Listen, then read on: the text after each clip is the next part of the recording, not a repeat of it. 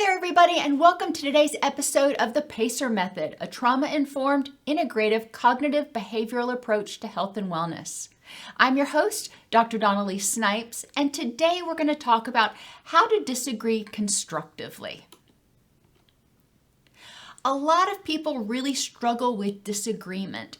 In today's episode, we're going to talk about how to disagree without derailing the conversation, losing your composure, or violating the boundaries of either yourself or the other person.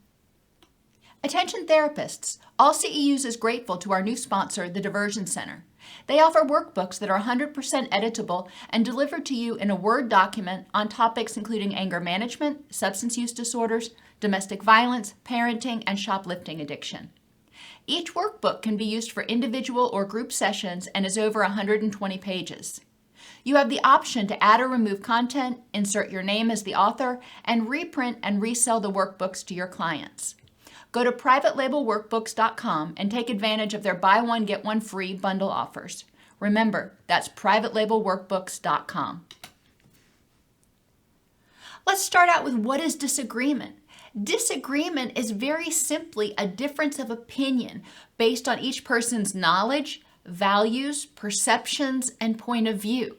It doesn't mean yours is right or wrong, it just means it's different.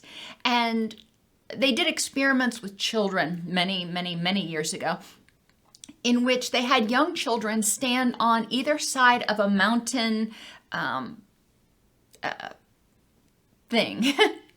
And on one side of the mountain, there was a train coming out of a tunnel.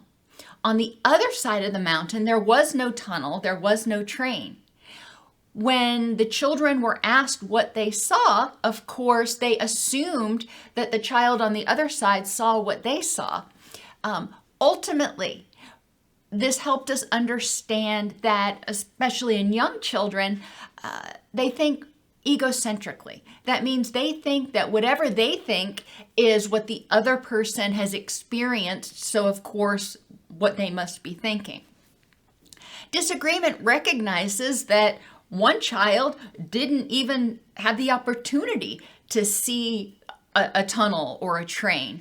And so both children may report very different observations because they saw two very different things. Think of a time you've disagreed with somebody but remained open to listening and they turned out to have some good points. Exercise.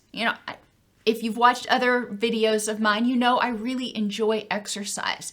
And there's a lot of debate in the exercise community, for example, about whether you should do cardio first or lift weights first, or whether you should do cardio at all. And I have my opinion, but I have friends who have very different opinions. And I have remained open to hearing the facts that they use to inform their decision about what they do and in which order. It doesn't necessarily mean I've changed my approach because I found a way that works for me, but I remain open and I don't criticize them because they found a way that works for them. Nutrition is the same way. When I was a young counselor, I remember learning about diagnosis. And diagnosis in mental health is not 100% science. There's a certain art to it because a lot of symptoms overlap and can be caused by a whole myriad of different things.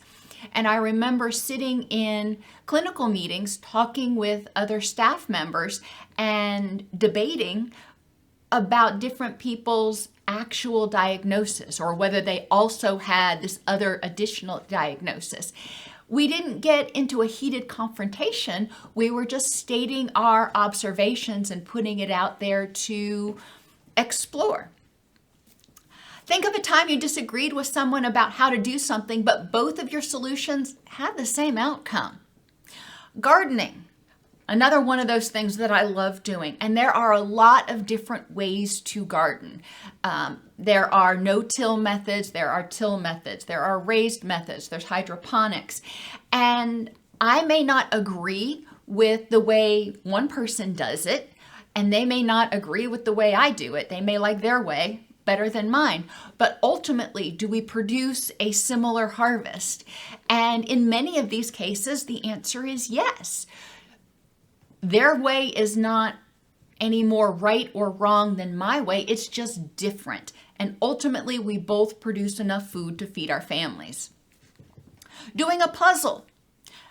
I'm a frame person. I like to put the border together, the frame of the puzzle together, and then fill it in. That's the way I've always done it.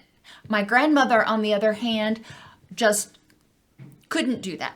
She thought that it was better to group things according to color and then try to put them together, and as it came together, it would come together and the frame would eventually appear. Was I right? And she was wrong? Was she right and I was wrong? No. We just had different approaches. One more example I'll give you, because I think this one is particularly relevant to a lot of people, is homework and time management. My kids are in college now, and they have to budget their own time in order to get their courses done. And my daughter and I tend to have very similar approaches, so there's very little disagreement. My son and I have very different approaches in terms of time management and doing assignments and things like that. So where I would recommend doing it a particular way, he does it a completely different way. Ultimately, he gets it done. And that's what matters. Not whether he does it my way or his way, but whether he gets it done. Recognizing, again, that disagreement just means different points of view. And it's important to really detach from that and recognize that it is a perspective. Impact of unhealthy disagreement. Now, we're going to talk about how disagreement can actually be helpful and healthy. But when disagreement is unhealthy, when it triggers a lot of anxiety and anger and angst, then it's triggering physically that stress reaction, which is going to potentially contribute to inflammation, poor sleep, upset stomach, jaw pain from clenching your teeth, headaches, the whole range of things. Affectively or emotionally, some people have what I call preemptive anxiety. If they know they're getting ready to interact with someone who disagrees with them a lot, or be in a situation in which there might be disagreement, they may, leading up to that event, start having anxiety that disrupts their sleep, that triggers their stress response, that increases their pain. When there is disagreement, they may respond with anger. Now remember, anxiety and anger are the emotions that are associated with the stress response. Fight is associated with anger and flee is associated with anxiety. So in unhealthy disagreement, people are perceiving a threat for some reason. And it's important to consider exploring disagreement, again, as simply a difference of opinion. Whether somebody likes the color blue better than the color of red. It's as simple as that. Cognitively, unhealthy disagreement can trigger memories and schema or expectations about disagreement that are associated with prior disagreements. So if you've had prior aggressive disagreements or disagreed with somebody and they broke up with you, or your parents used to disagree a lot and then they got divorced or there was domestic violence, then disagreement can trigger schema, can trigger memories that tell you that when someone disagrees with you, it's very dangerous. And we're going to talk about how to deal with that a little bit more in a few minutes. And relationally, unhealthy disagreement often triggers the inner critic. The inner critic in you may start saying, "You're stupid, you should have known better than that." It may result in boundary violations, either you letting someone else violate your boundaries and tell you how to think or feel or what to do, or you violating somebody else's boundaries and telling them how to think, what they should feel, or what they should do. Whenever you start hearing shoulds, that's often an indication of boundary violations. And it can harm relationships. When you are in unhealthy disagreements, sometimes it can contribute to feeling that the other person does not respect you. So why is disagreement stressful? Well, think about, what have you been taught about disagreement? Have you been taught that disagreement is healthy and it's okay? Or have you been taught that it is not okay to disagree? Or if somebody is disagreeing with you, it's about you versus about whatever topic you're disagreeing on? Do you have prior trauma surrounding disagreement that's being triggered when people disagree with you in the present? I alluded to that on the last slide. If you have been in relationships or where there was domestic violence, whether it was your parents or your personal relationships, when disagreement happened, a lot of times it probably ended up spiraling into something that became verbally or physically threatening. And so disagreement may trigger those memories. It's important to recognize that and understand when your stuff from the past is being triggered in the present. At that point, you can stop and get grounded and start recognizing, in this context, at this point in time, am I safe? Is this the same as that situation, or is it different? It's important to explore what it means when people disagree with you. What does it mean to you when people disagree with you? Or again, we're going to talk more about that as we go through this. And I hope to encourage you to consider reevaluating your perception of disagreement as something that needs to be hostile or intrusive. What does it mean if you're wrong? Have you been wrong before? I know I've been wrong before. Does it mean I'm dumb? Does it mean I'm a bad person? No. It means I was wrong. I made a mistake. I'm fallible. How can being wrong be a growth opportunity? So if I have a perspective about something and someone else has a different perspective and we disagree on it, yet I remain open to hearing their point of view, and then I start getting some knowledge that I didn't have before, it can help inform me so I can make a decision about whether to change my point of view. Doesn't mean I have to, but it means I'm gathering more knowledge that may shape my decision making. How can disagreement be positive? And I know this seems counterintuitive, but it really can be positive. When everybody agrees, then it creates this situation that some people call groupthink. When everybody agrees, then nobody is looking for alternate explanations. Nobody's looking for alternate perspectives or alternate ways of doing things. Disagreement actually encourages growth. It encourages people to step back and be more objective, to consider different opportunities, to consider ways to synergize. So disagreement often promotes growth, because a lot of times when people disagree, they can recognize the valid points that each other has and figure out ways to synergize. If disagreement triggers anger, it's important to check the facts in the present context. Are you assuming the person is judging or trying to control you? A lot of times when people disagree with us, we start automatically get defensive because we're triggering those prior schema, those prior experiences, and we think, oh my gosh, that person's trying to control me or judge me and they may reject me. All of that is very threatening. However, 90% of the time, you're making an assumption about what the other person is thinking. So it's important to get grounded and think to yourself, are they really trying to control me, or are they just offering their opinion? Are you objectively safe? Remember, I said it can trigger memories from the past.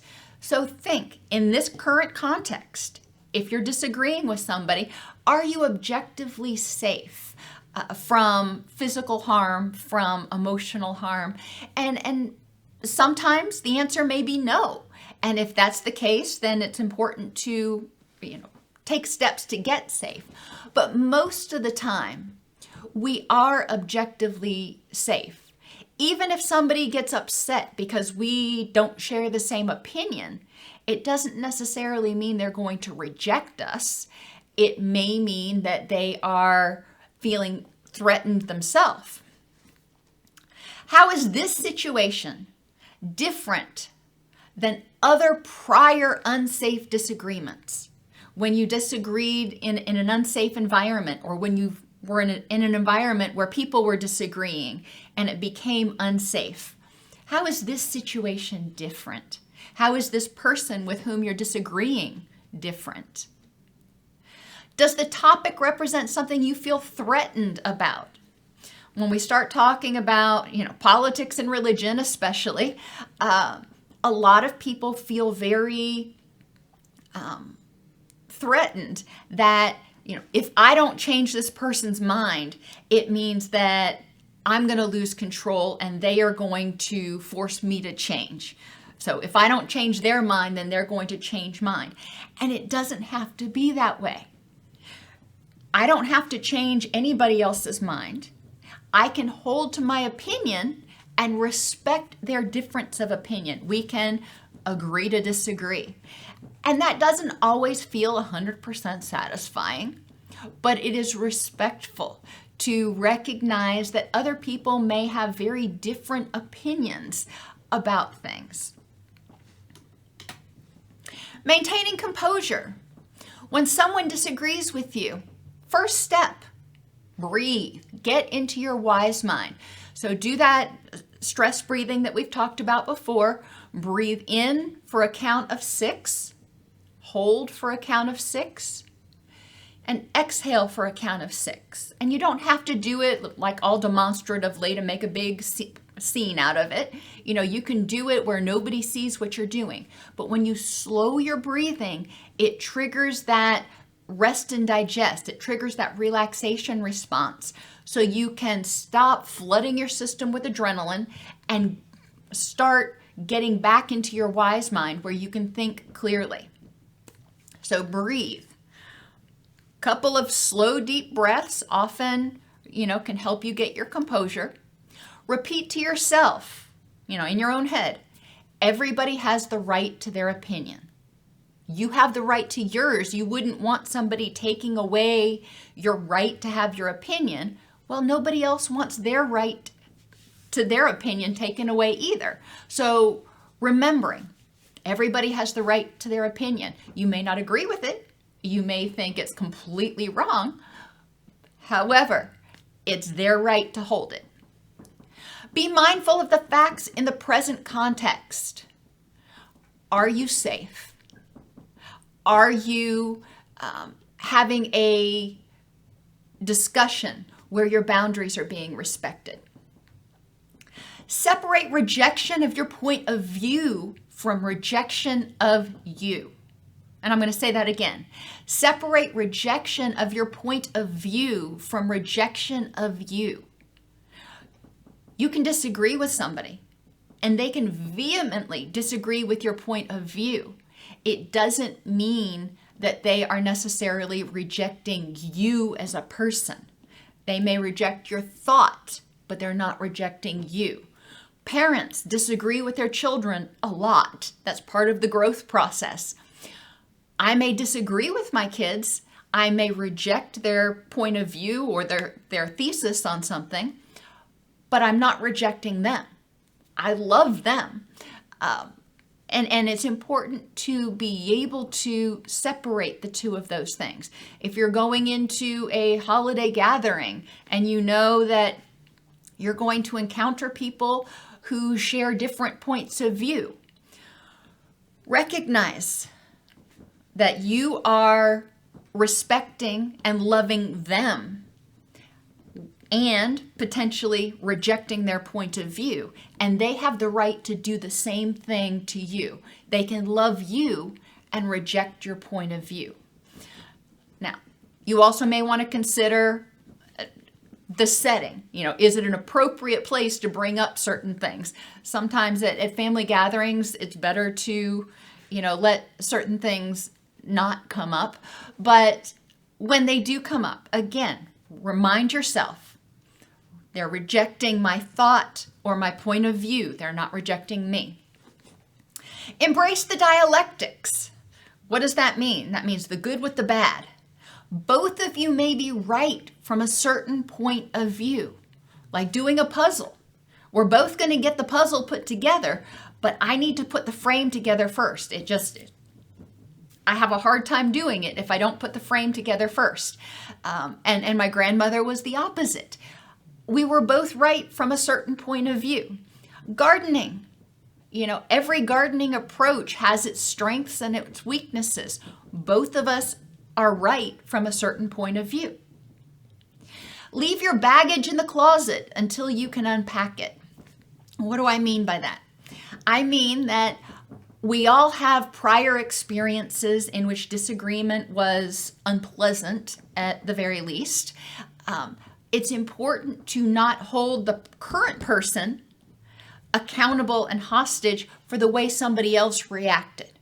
Recognize that you're feeling anxiety because of what somebody else did in the past, but don't assume the person in the present is going to react the same way.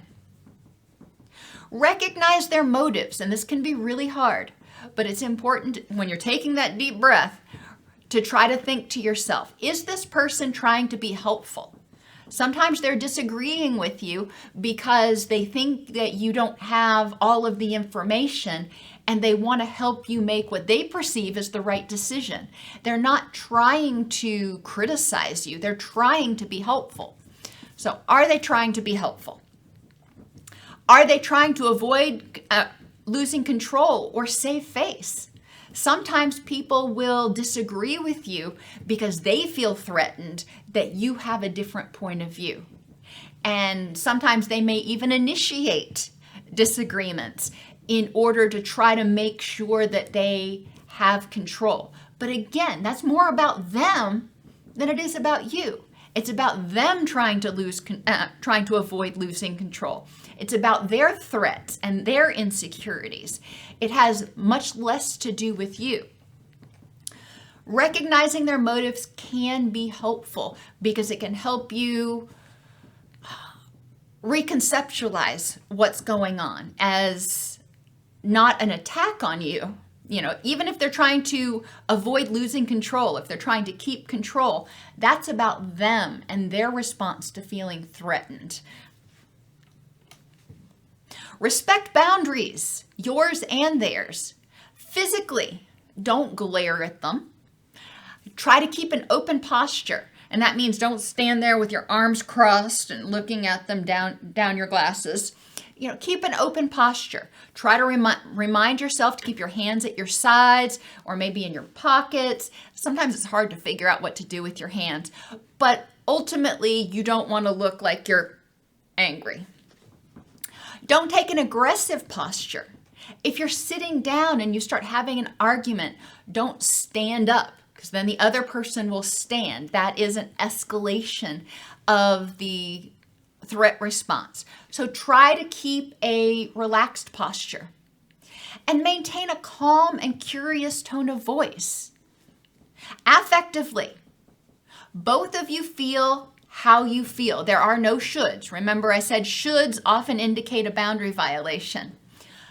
You feel angry, you feel anxious, you feel depressed, you feel happy, you feel ambivalent. It is how you feel. Telling somebody else how to feel is a violation of their boundary. Them telling you how to feel, telling you to calm down or get over it, that's a violation of your boundaries. Recognize how you feel and own it. And then you can choose what to do with it. And you can choose when you de-escalate, when you let it go. Don't assume you know what they are thinking or how they're feeling towards you. Don't think in your head, well, you don't think I can do anything right. That you're assuming something. Maybe they think you do a lot of things right. However, they think they might have additional information that can help you in this particular area. Again, a lot of times people are trying to be helpful. Cognitively, each person's point of view is valid based on the knowledge that each person has. But you can be assertive when you're disagreeing with somebody. Hear what they have to say, hear their point of view, and then ask questions. Tell me a bit more about why you think that. Or I agree with your points about X, Y, and Z. However, I also feel strongly about these points over here. I homeschooled my kids, and my mother was very opposed to it. And we had this discussion more than once. We both respected each other's rights to our own opinions and agreed to disagree on that particular topic. Environmentally, respect their space and don't make a public spectacle. Don't do this in front of the whole family. If you're going to disagree with somebody, it's better to take it outside, so to speak. Or if you're at Thanksgiving dinner and you start having a disagreement at the table, taking a breath and continuing that conversation in private instead of in front of the entire family at the dinner table. Relationally, don't manipulate friends or family to garner support. Don't try to get people on your side to gang up on the other person, because that will make them feel threatened. And help the other person feel heard and understood. Stay on track by avoiding derailing the conversation by making it about you or the other person and making it a personal attack. You always have to be critical of me, or you never do anything around here. Instead, listen to hear the other person's needs and thoughts. Be curious and seek objective clarification.